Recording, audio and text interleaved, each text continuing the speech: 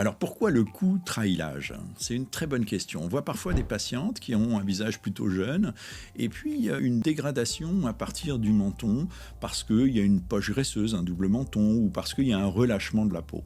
Eh bien ça évoque dans l'inconscient un âge avancé. Donc il est très important en fait de corriger cette région anatomique, c'est-à-dire la région sous le menton, enlever la graisse, corriger les excès de peau, corriger les muscles qui se tendent sous la peau et qui créent des cordes verticales qu'on appelle les cordes platysmales.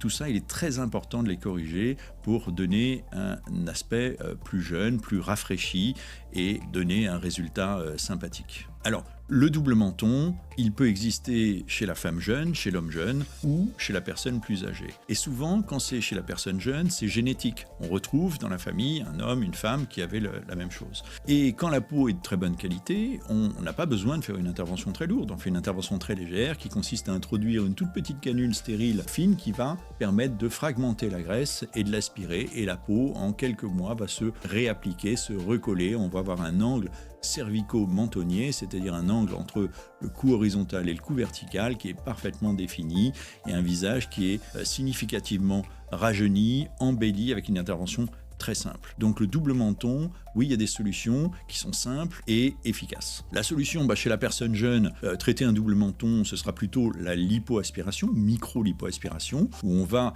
dégraisser l'ensemble du menton par une micro-canule qu'on va introduire sous la peau et on va aspirer les cellules graisseuses qui ne reviendront pas et la peau va se réappliquer.